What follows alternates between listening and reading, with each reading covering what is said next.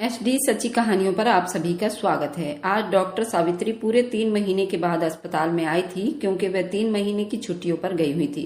जब वह आज आई थी तो बहुत खुश लग रही थी और हम सभी स्टाफ वालों से बड़ी हंस कर बातें कर रही थी और उनका चेहरा बिल्कुल खुशियों से गुलाबी गुलाबी दिख रहा था। मैंने कहा, डॉक्टर साहब, क्या मैं आपसे एक बात पूछ सकती हूँ? उन्होंने कहा कि पूछो, क्या पूछना है, मैं आज पूरे मूड में हूँ। क्या आप जानती हैं कि प्रदीप की मौत कैसे हुई? उन्होंने कहा कि मैंने भी न्यूज में देखा कि प्रदीप मर गया है और उसकी मौत एक हार्ट अटैक मौत बताई जा रही है। मैंने कहा, डॉक्टर सावित्री जी, क्या आप प्रदीप के साथ नहीं थी? वह थोड़ी देर तो चुप रही, उसके बाद बहुत जोर जोर से हंसने लगी। मैं तो अपने मकसद में कामयाब हो गई हूँ, पर देखो ना, प्रदीप की मौत को एक मजाक बनाकर रख दिया है। लेकिन देखो ना, मैं आज दुनिया की वह हर खुशी पाली है जो मुझे चाहिए थी। उसकी मौत को एक मिस्ट्री ही रहने दो। ये उस दिन की बात है, मैंने अपनी 3 साल के ड्यूटी में आज तक ऐसा केस नहीं देखा था। अस्पताल में जिस लड़की को लाया गया था, उसकी हालत देखकर ऐसे लगता था जैसे उसकी शादी नहीं हुई थी। उसे किसी जानवर के आगे फेंक दिया गया था जिसने उसके ऊपर हमला किया था। मुझे आज भी वह रात याद है। मैं उस रात को कभी नहीं भूल सकती हूँ, क्योंकि उस रात के बाद मेरी जिंदगी बदल गई थी, मेरी सोच भी बदल गई थी और मैं आज भी ये कहानी सुनाते हुए रो पड़ती हूँ। लेकिन मैं ये कहानी सबको सुनाती हूँ क्योंकि लोगों को पता होना चाहिए इस दुनिया में क्या हो रहा है। रात का वक्त था, नाइट ड्यूटी पर डॉक्टर सावित्री मौजूद थी, जो इस अस्पताल की सबसे ज्यादा मरीजों पर तरस खाने वाली डॉक्टरों में से थी। मैं यहाँ पर नर्स की ड्यूटी करती थी। मेरा नाम दीपाली है। सर्दियाँ थी और सर्दियों का सीजन चल रहा था, इसलिए यहाँ भी ज्यादा भीड़ नहीं था। मैंने चाय बनाई तो डॉक्टर सावित्री भी बाहर आकर बैठ गई थी। कहने लगी, मुझे भी चाय पिला दो। यहाँ की कोई भी डॉक्टर स्टाफ के साथ बैठकर चाय नहीं पीती थी। पता नहीं उनको क्या समस्या थी। शायद उनको लगता था कि हम नर्स लोग ज्यादा साफ सुथरे नहीं होते, क्योंकि हम लोग मरीजों की गंदगी उठाते थे। इसलिए हमारे साथ कोई भी बैठकर खाना पीना या चाय भी नहीं पीता था, और चाय तो बिल्कुल भी नहीं पीता था। लेकिन डॉक्टर सावित्री के दिमाग में ऐसी कोई बातें नहीं थी। वह बहुत ही अच्छी इंसान थी। मुझे भी अच्छा लगता था जब वो मेरे पास आकर बैठ जाती थी। सर्दी इस तरह बढ़ चुकी थी, अगर चाय ना पीते तो हम सर्दी से जम भी जाते। अभी चाय कप मैंने डाले ही था कि वहाँ पर एक लड़की को लाया गया। उसके कपड़ों को देखते ही अंदाजा हो गया था वह एक दुल्हन थी, और जिस तरह उसके हुलिये से वह लाई गई थी, शायद वह आज ही उसकी शादी हुई थी। उसके साथ 2 लड़कियां थी। बताना मुश्किल था वह बहन थी या ननद थी, लेकिन वह भी काफी परेशान लग रही थी। यहाँ एक बूढ़ी औरत भी थी। उन्होंने कहा कि जल्दी जल्दी चेक कर लीजिए, कंडीशन बहुत खराब लग रहा है। डॉक्टर सावित्री ने कहा कि उसको अंदर लेकर जाओ। मैं भी अंदर चली गई। उन लोगों को साइड में बैठने को कहा। नाम वगैरह फाइल में लिखने के लिए दूसरी नर्स बैठी हुई थी, क्योंकि हमें पहले इलाज करना था। लेकिन जब मैं अंदर गई तो डॉक्टर सावित्री की हालत देखकर मैं थोड़ी परेशान हुई। उस लड़की को आंखें फाड़ फाड़ कर देख रही थी। उनके हाथ पांव कांप रहे थे। अजीब सी हालत हो रही थी उनकी, जैसे उनको खुद नहीं पता वो यहाँ क्यों खड़ी हैं और उनको क्या करना है। जैसे किसी आम इंसान को किसी मरीज के आगे लाकर खड़ा कर दिया जाए और कहा जाए उसका ऑपरेशन करो, लेकिन उसको पता नहीं है कि ऑपरेशन कैसे करते हैं। उन्होंने कहा कि मुझसे ये सब कुछ नहीं होगा, उनको कहो कि यहाँ से मरीज को ले जाएं। मैं हैरान रह गई। उस लड़की की हालत इतनी बुरी थी, लेकिन डॉक्टर साहब ने इलाज करने से बिल्कुल मना कर दिया। वह तो बहुत अच्छी डॉक्टर थी। डॉक्टर तो सारे ही अच्छे होते हैं, लेकिन कुछ डॉक्टर ऐसे भी होते हैं जो अपनी डॉक्टरी को अपने सर पर सवार कर लेते हैं। मरीजों को इंसान नहीं समझते, बस नोटों की गड्डियां समझते हैं और ज्यादा मोहब्बत से बात नहीं करते। लेकिन डॉक्टर सावित्री के बारे में तो उनके दुश्मन भी ये कह सकते हैं कि वो बहुत अच्छी इंसान है। फिर आज उस लड़की की मदद करने से क्यों मना कर रही थी? क्या वजह थी? उन्होंने मुझे ये कह दिया कि उसको अस्पताल से ही भेज दो, सामने वाली सरकारी अस्पताल में भेज दो। हमारा अस्पताल तो पूरा ही सरकारी था, यानी कि बाकी सरकारी अस्पतालों से अच्छा भी था। यहाँ अच्छी सर्विस दी जाती थी। लड़की के कपड़ों को देखकर भी अंदाजा हो रहा था ये किसी अमीर आदमी की पत्नी थी। उसका पति कहाँ था ये तो हमें नहीं पता था। उन्होंने मुझे कह दिया उसको यहाँ से भेज दो, सामने वाले अस्पताल में डॉक्टर प्रियंका के पास यहाँ से रेफर कर दो। वह ये केस देख लगी। मैं नहीं देखूंगी। मैंने कहा कि डॉक्टर बात तो सुनिए। उन्होंने मेरी कोई बात नहीं सुनी, यहाँ तक कि जब वह बाहर निकली तो लड़की के घर वाले पूछने लगे वह ठीक तो है ना। उन्होंने उसको भी कोई जवाब नहीं दिया और अपने कमरे में चली गई। अब मैं बाहर आई। मैंने कहा कि डॉक्टर सावित्री ने कहा है कि सामने वाले अस्पताल में रेफर कर दो। वे लोग हैरान रह गए, ऐसे कैसे रेफर कर दो? वहीं से तो हम लोग आ रहे हैं, वहां तो कोई डॉक्टर नहीं है। वहां कोई डॉक्टर प्रियंका होती है जो आज छुट्टी पर हैं। आप हमारी मदद करें, मेहरबानी करें। लड़की की हालत देखिए, आप लोग कुछ कीजिए। बाहर बहुत तूफान बारिश हो रही है, सर्दी का मौसम है, हम कहाँ जाएंगे? मैंने कहा कि अच्छा ठीक है, मैं आपकी मदद कर देती हूँ, जो मुझसे हो सकेगा मैं करने की कोशिश करूंगी। लेकिन जब मैं अंदर गई, मैंने उस लड़की की नब्ज चेक की और जब मेरी नजर उसकी गर्दन की तरफ पड़ी तो मैं हैरान हुई। वहां पर कुछ ऐसा था जो मैंने अपनी जिंदगी में कभी नहीं देखा था, लेकिन कुछ ऐसा हो सकता था जो शायद मैं बखूबी समझ सकती थी। हर औरत उस चीज को समझती तो है, लेकिन ये मामला कुछ अलग सा लग रहा था। उस इंसान का मतलब मैं नहीं समझी, लेकिन मुझे उस इंसान से फिलहाल इतनी समस्या नहीं थी। मुझे उसे होश में लाने के लिए कुछ करना था। मैंने उस लड़की को कपड़ों से आजाद करने की कोशिश की, क्योंकि उसके कपड़े भी खराब हो चुके थे। ये देखकर हैरान रह गई कि उसका तो सारे जिस्म में जगह जगह घाव थे। पता नहीं क्यों आज उस मरीज को देखकर मुझे वो बात याद आ गई। अचानक से वह बात मेरे दिमाग में आ गई। अस्पताल में डॉक्टर नर्सों की आपस में दोस्ती हो या ना हो, लेकिन एक दूसरे की खबर सबको हो जाती है। और ये अस्पताल तो बहुत ही बड़ा था। यहाँ पर बहुत सारे लोग आते थे और सारे अच्छे लोग ही आते थे। गरीबों के लिए अलग से कोटा था, अमीर लोग भी यहाँ पर आ जाया करते थे। हमें याद है कि एक बार डॉक्टर सावित्री के हाथों पर मेहंदी लगी हुई थी और जब हमने उनसे पूछा, आपने इतनी प्यारी मेहंदी कहाँ से लगवाई, क्या आपकी शादी हुई है? तो उन्होंने कहा था, नहीं मेरी शादी नहीं है। लेकिन मेहंदी उन्होंने बिल्कुल दुल्हनों जैसी लगवाई थी। और फिर वह 3 दिन कहीं गायब रही। उसके बाद 1 महीने छुट्टी पर चली गई थी, लेकिन जब वापस आई तो बिल्कुल भी पहले जैसी नहीं थी। बहुत चुपचाप और परेशान रहती थी। सब लोग कहते थे कि शायद उनकी जिंदगी में कुछ ऐसा हुआ है। उनके कपड़े पहनने का अंदाज बदल गया था। ये बहुत छोटी सी बात थी, लेकिन अचानक से ऐसा हुआ था। वे अमीर परिवार की थी, पर्दा नहीं करती थी और वेस्टर्न कपड़े भी खूब पहनती थी और सभी के साथ उनका अच्छा व्यवहार था। लेकिन जब से ये वाली बात हुई थी, तब से उन्होंने वेस्टर्न कपड़े पहनने बिल्कुल छोड़ दिए थे और बिल्कुल फुल कपड़े पहनने लगी थी। अचानक से किसी ऐसी लड़की का पूरे कपड़े पहनना अजीब सा लगता है। इंसान यही सोचता है शायद उसके पीछे बहुत बड़ी वजह होगी, उसके बारे में हमें पता ही नहीं। लेकिन हमने कभी उनके मामले में बोलने की कोशिश नहीं की थी। आज उनका इस तरह से एक मरीज को छोड़कर भाग जाना कुछ बहुत अजीब था। उस लड़की की हालत बड़ी अजीब सी थी। उसका चेहरा बिल्कुल पीला पड़ा हुआ था। मैंने उसे जल्दी जल्दी ड्रिप लगाए ताकि उसके जिस्म में थोड़ा पानी जाए और उसकी हालत अच्छी हो जाए। सर्दियों में वैसे ही इंसान पानी बहुत कम पीता है। मैंने उसकी पट्टी वगैरह कर दी थी। अब तो मेरे हाथ भी कांप रहे थे। मुझे समझ आ गया था डॉक्टर सावित्री क्यों भाग कर गई थी। ये केस तो बड़ा ही अजीब तरह का केस लग रहा था। एक औरत कहीं भी सुरक्षित नहीं, उस आदमी के साथ भी नहीं जिसके साथ उसके माँ बाप उसकी मर्जी से शादी करवाते हैं। सारे रिश्तेदार, दोस्तों सारे जमाने के सामने उस आदमी के हवाले करते हैं। अब ये तुम्हारी पत्नी है। पत्नी का मतलब क्या है? इस सारी जिंदगी तुमने उसकी सुरक्षा करनी है। मर्दों को अगर ज्यादा अक्ल और ज्यादा मजबूत जिस्म दिया गया है इसलिए कि वह दूसरे कमजोर लोगों की सुरक्षा करे, और आदमी का ये कर्तव्य है उसे कमजोर औरत के ऊपर अपना रोब ना जमाए।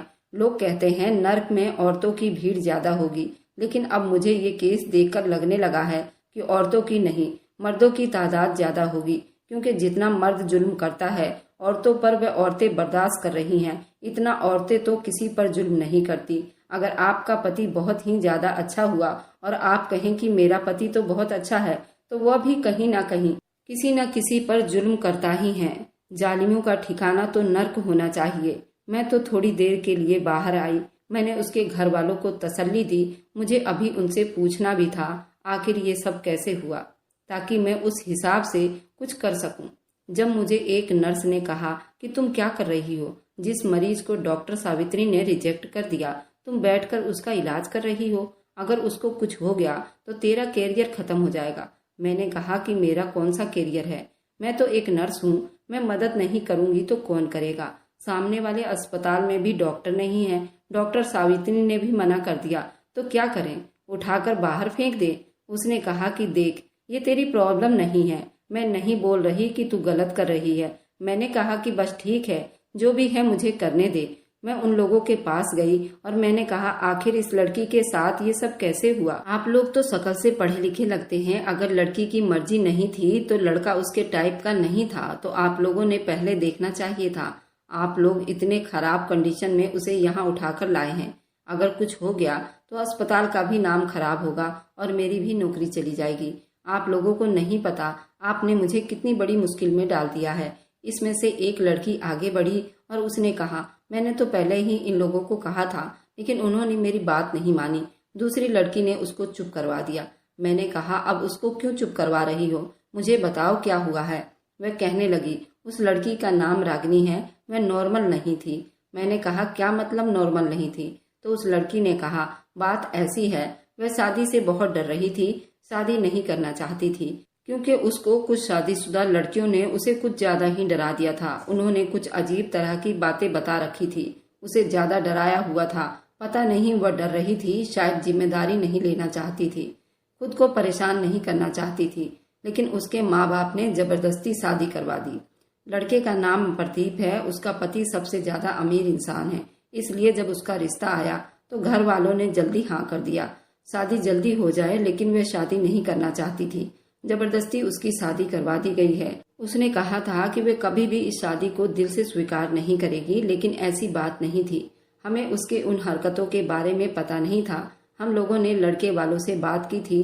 लड़की थोड़ी सी मासूम है, तो उन्होंने कहा था कि हमारा बेटा बहुत ही अच्छा है, बहुत अच्छा इंसान है, सब कुछ ठीक हो जाएगा। धीरे धीरे एक दूसरे को समझने लगेंगे और शादी तो एक सीक्रेट होता है, सबको उसके बारे में पता होता है, सब एक दूसरे का साथ देंगे। लेकिन देखना, अब आपके सामने ये तो हमें पता ही नहीं था बाकी उसके साथ क्या हुआ है, लेकिन उसका पति बहुत ही ज्यादा गुस्से वाला है और वह भी रास्ते में है, हो सकता है अभी यहाँ पर पहुँच जाए। मैंने कहा, अब उसका यहाँ पर क्या काम है, वो यहाँ पर क्या करेगा आके?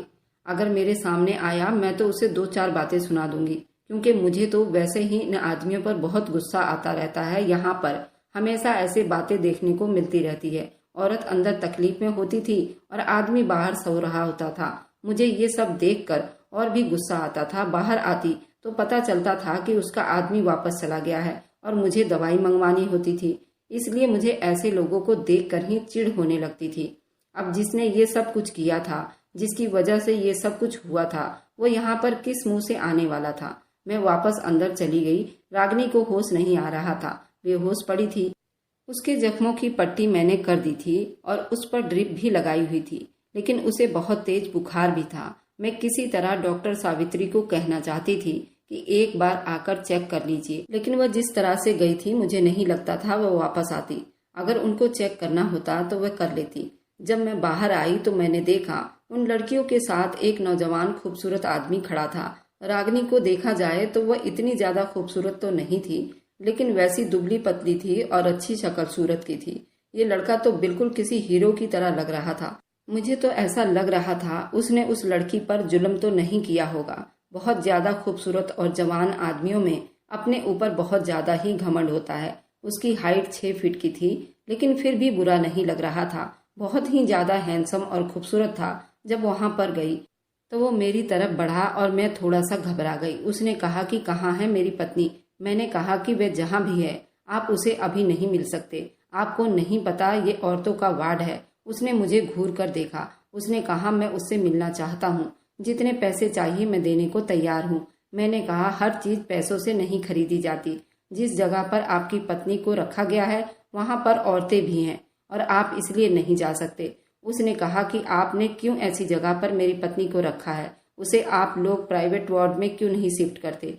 मैंने कहा, अभी वह रूम में शिफ्ट करने के काबिल नहीं, इसलिए वह आईसीयू में ही है। वहाँ पर उसकी ज्यादा अच्छी देखभाल की जाएगी, क्योंकि आते जाते हर कोई उसको देख सकता है। अगर वार्ड में रख देंगे तो हर टाइम हम लोग एक वार्ड में खड़े नहीं रह सकते, फिर आप लोगों का आना जाना हो जाएगा। दिल तो मेरा कर रहा था कि मैं बोल ही दूं, बड़ा आया फिक्र करने वाला, मेरी पत्नी कहाँ है, मेरी पत्नी किधर है? अब तुझे अपनी पत्नी की बड़ी फिक्र हो रही है। अगर मैं वहाँ और खड़ी रहती तो मेरे मुंह से कोई ना कोई बात निकल ही जाती, इसलिए मैं वहां से चली आई थी। मुझे मेरी दोस्त ने कहा, अब उसका पति भी आ गया है और वह बड़ा अमीर आदमी है और ये उसके घर की कहानी है। अब तुम इस मामले से जल्दी निकल जाओ तो तुम्हारे लिए बहुत अच्छा रहेगा, क्योंकि अगर उस लड़की को कुछ हो गया तो सारी समस्या तेरे ऊपर आ जाएगी। मैंने कहा, लड़की की हालत तो बहुत बुरी है, डॉक्टर साहब से बात करती हूँ। डॉक्टर साहब से बात करने का इरादा कर लिया। अब वही मुझे बचा सकती हैं। मैं सच में फंस गई थी। मुझे लगता था बस थोड़ी बहुत दवाई दे दूंगी तो वह ठीक हो जाएगी, लेकिन वह लड़की होश में नहीं आ रही थी। उसका पति बाहर खड़ा होकर पता नहीं किस किस को फोन कर रहा था, कैसे कैसे लोगों को बुला रहा था, मेरे मरीज को आकर देख लो। मेरी पत्नी, उसकी हालत ठीक नहीं है, अस्पताल में यहाँ डॉक्टर भी नहीं है। वह तो इतनी ऊंची आवाज में बात कर रहा था, ऐसे लग रहा था हम सबकी नौकरी खतरे में है। फिर डॉक्टर प्रियंका को भी जवाब देना पड़ता, लेकिन जब मैं डॉक्टर सावित्री के रूम के पास गई, जैसे ही अंदर दाखिल हुई तो हैरान रह गई। डॉक्टर सावित्री अपने गले पर चुन्नी हटाकर बैठी हुई थी, लेकिन मुझे देखते ही उन्होंने अपना गर्दन ढक लिया। मेरी नज़र उस चीज पर पड़ चुकी थी जो मैं देखना चाहती थी। उनको पता था कि मैं हूँ, इसलिए वह ज्यादा घबराई नहीं और जल्दी से चुन्नी गर्दन में लपेट लिया। मैं डॉक्टर सावित्री से कहा, ये मामला तो बहुत खराब हो गया है। वह ये सुनकर हैरान रह गई। मैंने कहा, मुझे नहीं पता उन लोगों से क्या कहना है क्या नहीं, मैं यहाँ से जा रही हूँ, मुझे जरूरी काम है। मैंने कहा कि तुम मुझे यूँ छोड़कर नहीं जा सकती हो, क्योंकि अभी तो आपकी ड्यूटी है, आप कैसे जा सकती हो। वह बैठ गई थी, उनकी ड्यूटी तो थी ही। फिर डॉक्टर सावित्री कहने लगी, मैंने जब उस लड़की को जवाब दे दिया था तो तुमने उस केस में क्यों हाथ लगाया, क्यों तुमने उस लड़की को यहाँ पर रोका। मैं सोच भी नहीं सकती थी कि तुम मेरे लिए इतनी बड़ी मुसीबत खड़ी कर दोगी। मैंने कहा, उससे ज्यादा क्रिटिकल केस आते हैं हमारे पास, आप उन लोगों का इलाज तो कर देती हैं। आप चलिए, उन लोगों को कहिए कि वो मरीज को घर ले जाएं। वह कहने लगी, मैं नहीं कर सकती उसका इलाज, और अब तो बिल्कुल भी नहीं कर सकती। उन्होंने सब कुछ बता दिया तो मैं वैसे भी समझ चुकी थी कि बात क्या है। मैंने कहा, ठीक है, जाकर उनको कह देती हूँ कि उसे यहाँ से ले जाइए। मैं उस लड़की के कमरे में चली गई और उसके गर्दन के ऊपर से बाल हटाकर उस निशान के तरफ देखा, जो बिल्कुल वैसा ही था जैसे डॉक्टर सावित्री के गर्दन पर था। ये निशान डॉक्टर सावित्री के गर्दन पर भी था। ये निशान किसी चोट या किसी चीज का नहीं, बल्कि कुछ और ही था। क्या मतलब था उसका? दोनों की गर्दन पर एक जैसा निशान कैसे हो सकता है? डॉक्टर सावित्री, जो कि एक अच्छी डॉक्टर थी, सबकी मदद करती थी, नाइट ड्यूटी करती थी, उस लड़की को देखकर इलाज करने से मना क्यों कर गई? बल्कि वह तो यहाँ से भाग रही थी। उस मरीज को देखना भी नहीं चाहती थी, बल्कि डर था। जैसे ही उनको पता चला कि लड़की का पति भी आ गया था, उन्होंने यहाँ से भागने का प्लान बना लिया, लेकिन वह अभी जा नहीं पाई थी। उनकी ड्यूटी का वक्त अभी बाकी था। जब मैं उनके कमरे में गई तो वह अपना गले से दुपट्टा उतार कर उस निशान के ऊपर हाथ लगा रही थी, जैसे किसी पुरानी याद को याद करके परेशान हो रही हो। मुझे देखते ही उन्होंने जल्दी से अपने गर्दन पर दुपट्टा डाल लिया, क्योंकि ये निशान बहुत बड़ा था। देखने से साफ पता चल रहा था किस चीज का निशान है। ऐसे निशान को आप सरेआम नहीं दिखा सकते, वरना लोग आपसे सवाल पूछे बिना पीछे नहीं हटेंगे और पहले ही जवाब जान जाते हैं निशान किस चीज का है। इसलिए शायद उन्होंने अपने गर्दन को अच्छी तरह से ढकना शुरू कर दिया था, सिर्फ उस निशान को छुपाने के लिए, और कोई दूसरा मकसद नहीं था। उनको अपना गर्दन ढकने का यही मकसद था। लेकिन अब मैं क्या करती?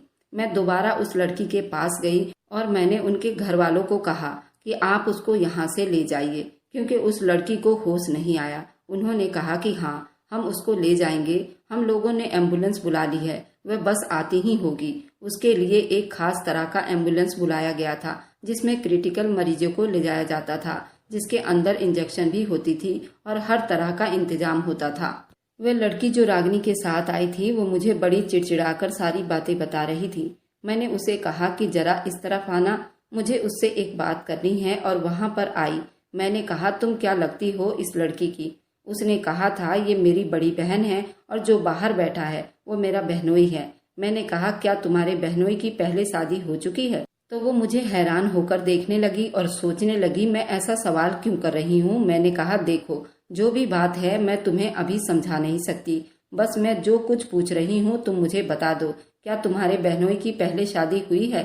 उसने कहा कि नहीं, उन लोगों ने तो हमें यही बताया कि शादी नहीं हुई है, और ऐसा लगता भी नहीं, क्योंकि हमने पता करवाया था। उनको तो पूरा शहर जानता है। अगर ऐसी बात होती, ये बात छुपने वाली नहीं थी। मैंने कहा, तुम्हें यकीन है? उसने कहा कि हाँ, मुझे यकीन है, यही उसकी पहली शादी है। ठीक है, उसने कहा, लेकिन आप क्यों पूछ रही हैं? उसे बताया कि अगर मुझे कोई ऐसी बात पता चलेगी जो तुम्हारे केस को स्ट्रॉन्ग बना सकती है तो मैं तुम्हें जरूर बताऊंगी। तुम मुझे अपना नंबर वगैरह दे दो। उसने मुझे अपना नंबर दिया और अपना नाम बता दिया। अच्छी लड़की थी, अपनी बहन के लिए बड़ी परेशान नजर आ रही थी। कह रही थी कि मेरी बड़ी बहन बड़ी मासूम थी, उसे किसी बात का पता नहीं था, वह शादी भी नहीं करना चाहती थी। माँ बाप ने अच्छा नहीं किया, बस ये सोचा कि लड़का है, बड़ा अमीर परिवार से है, इसलिए लड़की की मर्जी के बारे में कोई ख्याल नहीं किया और शादी करवा दी। मेरी बहन ठीक तो हो जाएगी ना?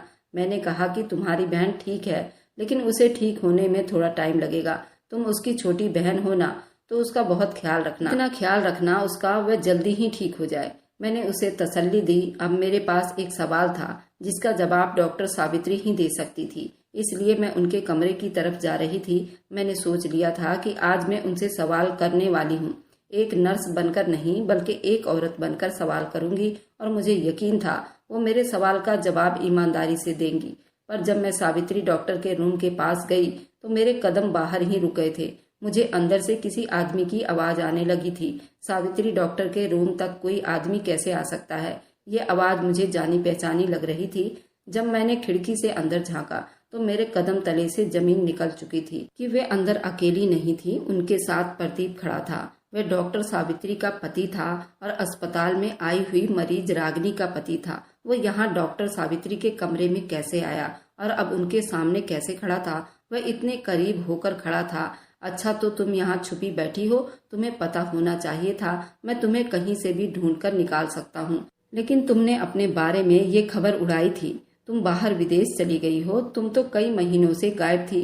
प्रदीप ऐसे हक से बोल रहा था जैसे वह कोई वकील हो और डॉक्टर सावित्री मुजरिम हो। वह चुपचाप खड़ी थी, बहुत डरी हुई लग रही थी। उनके चेहरे पर बहुत ही ज्यादा डर था। ऐसा लगता था उनके हाथ पांव कांप रहे हों और उस सर्दी के मौसम में भी उनको पसीने आ रहे थे।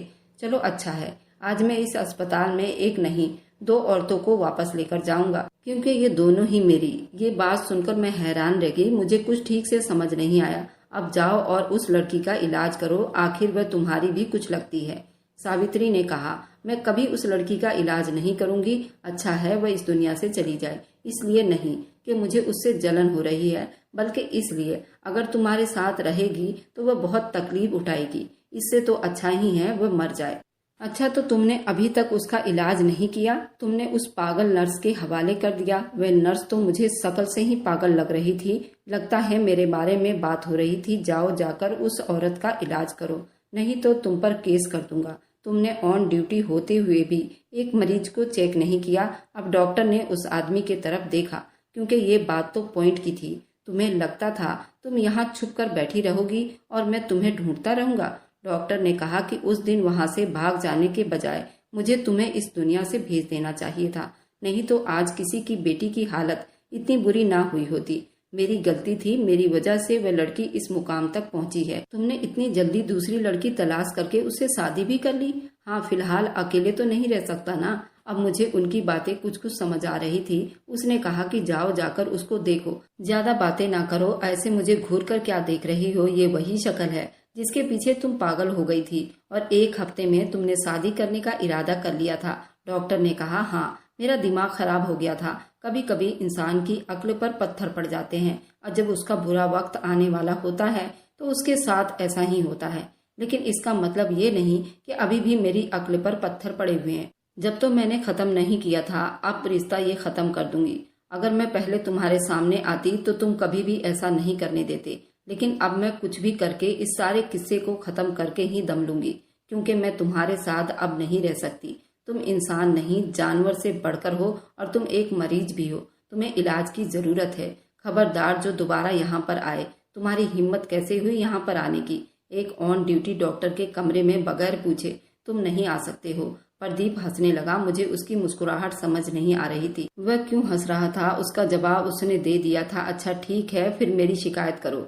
लेकिन क्या शिकायत करोगी तुम की? मैं अपनी ड्यूटी पर थी, रात का वक्त था, अकेली खड़ी थी, बहुत ज्यादा खूबसूरत लग रही थी। बाहर बारिश हो रही थी और मेरा पति मेरे कमरे में आ गया। जैसे ही प्रदीप ने कहा, मेरे कदमों तले से जमीन निकल गई थी।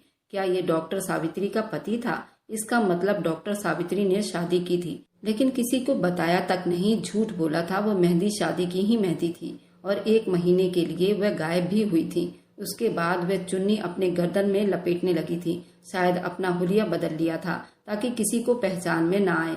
ये आदमी उन्हीं को ढूंढ रहा था।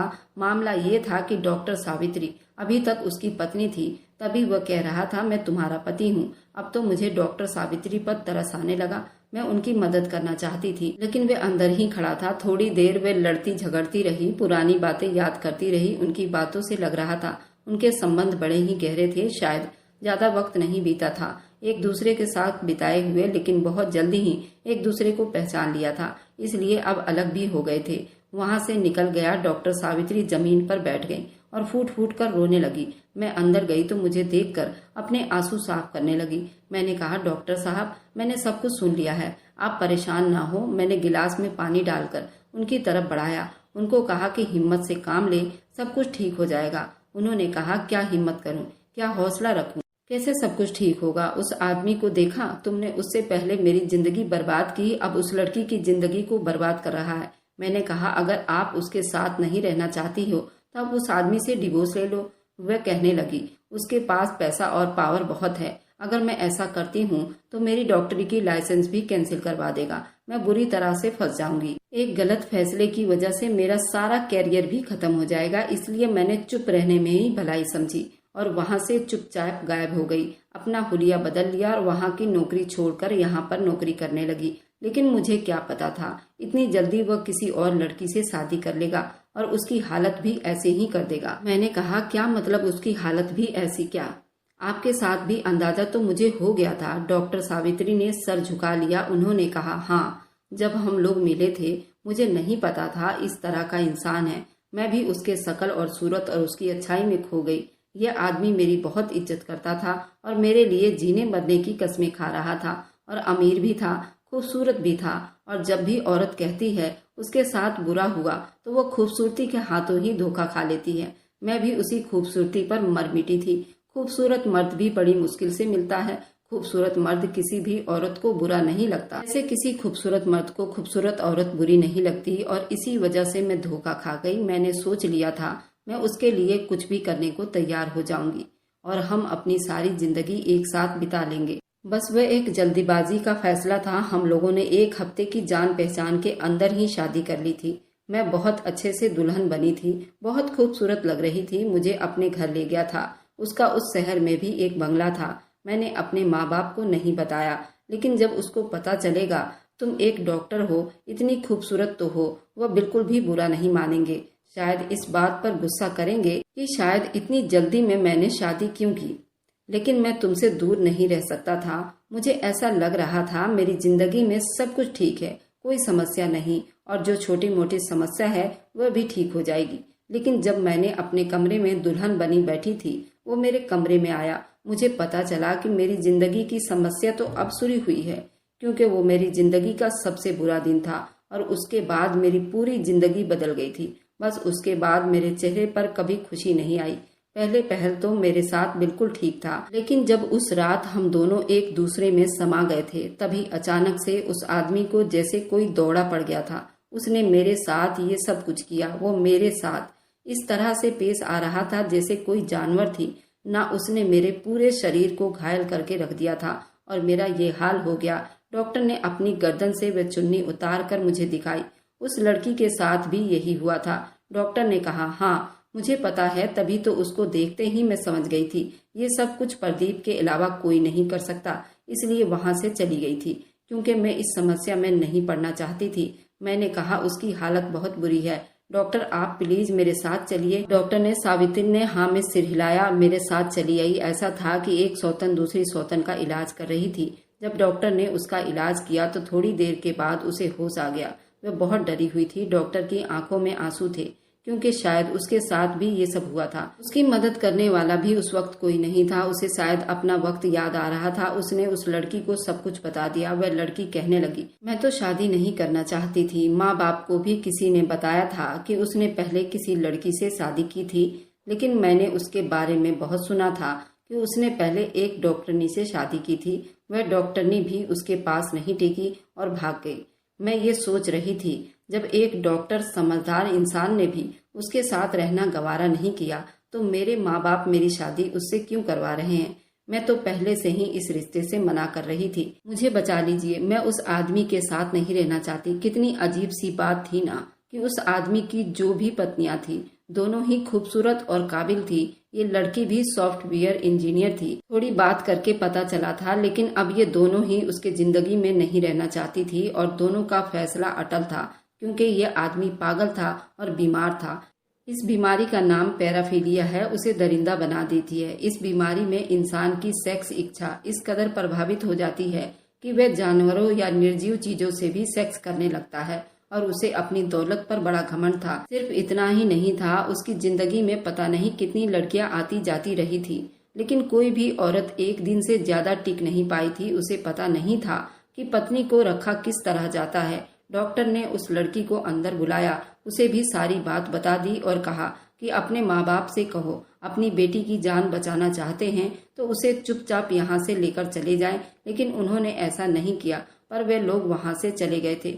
कुछ वक्त के बाद ये खबर सुनने को मिली थी कि लड़की ने उस आदमी से डिवोर्स ले लिया है। उसने प्रदीप पर केस किया है, उसको डिवोर्स भी मिल गई है। डॉक्टर साहब को जब ये बात पता चली तो वो बिल्कुल नॉर्मल थी। मैंने कहा, अब आप भी प्रदीप से डिवोर्स ले लो। जब उस लड़की को डिवोर्स मिल सकती है तो इसका मतलब आपको भी हो सकती है। आप भी अपनी जान छुड़वा लीजिए और साथ में उस बीमारी से भी अपनी जान छुड़वा लीजिए। लेकिन इस बात पर डॉक्टर ने कोई जवाब नहीं दिया। मैं बड़ी हैरान हुई थी, आखिर बात क्या है? डॉक्टर जवाब क्यों नहीं दे रही? मैंने कहा, डॉक्टर साहब परेशान ना हो, मैं हूं ना आपके साथ। आपको परेशान होने की जरूरत नहीं है, सब कुछ ठीक हो जाएगा। देखिए, उस लड़की ने भी तो हिम्मत की। वह तो आपसे भी ज्यादा कम उम्र की लड़की थी और कितनी डरी हुई थी, लेकिन फिर भी उसने इतनी हिम्मत की। और आप तो भगवान की दया से बहुत ही समझदार हैं और आपको काफी लोग जानते भी हैं और आपके फेवर में भी कई लोग गवाही देंगे। सबसे पहले तो मैं ही गवाही देने वाली हूँ, आपको भी डिवोर्स मिल जाएगी। मैंने ये सब कहा तो डॉक्टर सावित्री ने मुझे बड़ी गहरी नजरों से देखा और कहा कि तुम कब से मेरे पर्सनल मामले में बोलने लगी हो? तुम कौन हो मुझे समझाने वाली? मुझे जो करना है मैं कर लूंगी, चली जाओ तुम यहाँ से। मैं हैरान रह गई। यही डॉक्टर थी जिसने मुझे अपनी पर्सनल सारी बातें बताई थी। शादी की पहली रात के बारे में सब कुछ बताया था, अपने पति की बीमारी के बारे में बताया, अपना घाव दिखाया, और आज कह रही हैं कि तुम कौन हो मेरी समस्या में बोलने वाली? ये बात थी अचानक से मेरे पर्सनल मामले में बोलने वाली। जब मैंने दूसरी बार कहा कि उसने उस आदमी से डिवोर्स ले ली है तो उनको इतना गुस्सा किस बात पर आया था जो मुझे इस तरह से डांट रही थी और बुरी तरह से घूर भी रही थी। मैंने कहा, मैं तो आपके फायदे की बात कर रही थी, चली जाओ यहाँ से। डॉक्टर ने तो मेरी बेइज्जत कर दी थी और हैरान रह गई। जब मैंने ये बात अपनी दोस्त को बताई तो उसने कहा, अच्छा ही हुआ तेरे साथ, क्यों दूसरों के मामलों में इतनी बोलती रहती है? उस लड़की के लिए भी तो तुमने अपनी नौकरी दांव पर लगा दी थी, अब उस डॉक्टर की बातें सुन रही है। छोड़ दे उनको उनके हाल पर। मैंने कहा, लेकिन यार मुझे समझ नहीं आ रही है। पहले डॉक्टर ने उस लड़की का इलाज करने से मना कर दिया, बाद में मुझे बताया कि मैंने मना क्यों किया। मुझे सारी कहानी सुनाई कि मैं उसके साथ नहीं रहना चाहती हूँ, बुरा आदमी है, और अब वह लड़की उस आदमी की जिंदगी से निकल गई है तो ये प्रदीप की इकलौती बीवी बच गई। अब ये कहती हैं कि मेरी मर्जी है, जो मर्जी करूं। मुझे समझ नहीं आ रहा। मुझे मेरी दोस्त ने कहा, हमें समझ के करना भी क्या है, छोड़ दे उनको उनके हाल पर, जो करते हैं करते रहें। ये सब मामला भी इधर ही दब गया। लेकिन मैं और लड़कियों को भी उस आदमी से बचाना चाहती थी। अब कोई दूसरी लड़की उस आदमी के शिकार न बन जाए। डॉक्टर सावित्री को हमने हमेशा अस्पताल में ही देखा था। हमें वो अच्छी इंसान लगती थी क्योंकि वह सबके साथ बहुत अच्छे तरीके से बोलती थी, लेकिन आजकल उनको बहुत गुस्सा चढ़ा हुआ था। वह अजीब सी बातें करने लगी थी। एक दिन मैंने उनको एप्लीकेशन देते हुए देखा। उनको 3 महीने की छुट्टी चाहिए थी। उनकी एप्लीकेशन मंजूर हो गई थी। जब वहाँ से निकल रही थी तो मैंने कहा, डॉक्टर साहब सब ठीक तो है ना? आपने इतनी लंबी छुट्टी ले ली, अब तो 1 दिन की छुट्टी नहीं करती। मैं उनसे फिर बड़ी इज्जत से बात कर रही थी। उन्होंने कहा, तुम्हें मेरे मामले में ज्यादा सोचने और समझने की जरूरत नहीं है, अपने काम से काम रखो। वे अचानक से मेरे लिए इतना बुरा क्यों सोचने लगी थी? आपने तो मुझे अपने दिल की हर बात बताई थी। वह कहने लगी, हाँ बताई थी अपने दिल की हर बात, लेकिन तुम्हें ये हक नहीं दिया कि तुम मेरे पर्सनल मामले में बोलो। अपने काम से काम रखो। मेरी मर्जी, मैं जो मर्जी करूं, तुम्हें समझ नहीं आ रहा। मैं तुम्हें अपने पर्सनल मामले के बारे में नहीं बताना चाहती हूँ, तो तुम क्यों मेरे पीछे पड़ रही हो? अब मैं चुप हो गई। मैंने कहा, माफी चाहती हूँ, आइंदा आपकी किसी भी समस्या में नहीं बोलूंगी। मैं कैसे भूल सकती थी कि ये यहाँ की गायनी वार्ड की इंचार्ज थी। मेरा उनके साथ संबंध था। ये तो वही बात थी, जंगल में रहकर शेर से बैर करना। इसलिए मैं चुप हो गई। लेकिन 1 हफ्ते के बाद ही मुझे जो खबर सुनने को मिली, हम तो हैरान रह गए। उसके बाद मुझे रागिनी की बहन की कॉल आई थी और रात में उसने मुझे ऐसी बात बताई कि मैं ये सोचने की हालत खो बैठी थी कौन सही था और कौन गलत था। मुझे पता चला कि डॉक्टर सावित्री अब विधवा हो गई हैं, क्योंकि कल रात ही प्रदीप की मृत्यु हार्ट अटैक से हो गई और प्रदीप की अचानक मौत की मिस्ट्री पुलिस वाले भी सुलझा नहीं पा रहे। बताया जा रहा था प्रदीप को पहले से कोई बीमारी नहीं थी, क्योंकि वह खूब विदेश आता जाता था। अगर कोई बीमारी होता तो कहीं न कहीं तो उसकी बीमारी की जांच पड़ताल हुई होती। अब डॉक्टर सावित्री को प्रदीप के घर वाले स्वीकार नहीं कर रहे कि वह उसकी विधवा है और उसकी पहली पत्नी ने प्रदीप से डिवोर्स ले ली थी। पर प्रदीप की पहली पत्नी तो डॉक्टर सावित्री ही थी, पर दुनिया वालों के नजर में नहीं थी। डॉक्टर सावित्री और प्रदीप की शादी ना ही कोई एल्बम थी, ना ही कहीं लिखित में थी। उसके बाद मेरी मुलाकात पूरे 3 महीने के बाद डॉक्टर सावित्री से हुई थी, लेकिन वह बिल्कुल नॉर्मल लग रही थी। जब मैंने पूछा, डॉक्टर साहब, क्या ये खबर सच्ची थी कि डॉक्टर प्रदीप मर चुका है? डॉक्टर सावित्री ने कहा कि वह दुनिया में जीने लायक भी नहीं था। वह अपने अंजाम को पहुंच चुका है और मैं इस चाल में कामयाब भी हो गई हूँ। अब मेरा दुनिया भी कुछ नहीं बिगाड़ सकती। मैंने अपने साथ साथ कई लड़कियों की भविष्य भी उस आदमी से बचा ली है और पुलिस वालों के जांच से उसकी मौत एक हार्ट अटैक बताई जा रही है। पर मुझे उससे क्या लेना देना? क्या आप लोग इस स्टोरी में बता सकते हैं प्रदीप की मौत एक हार्ट अटैक मौत थी या फिर उसकी कातिल डॉक्टर सावित्री थी?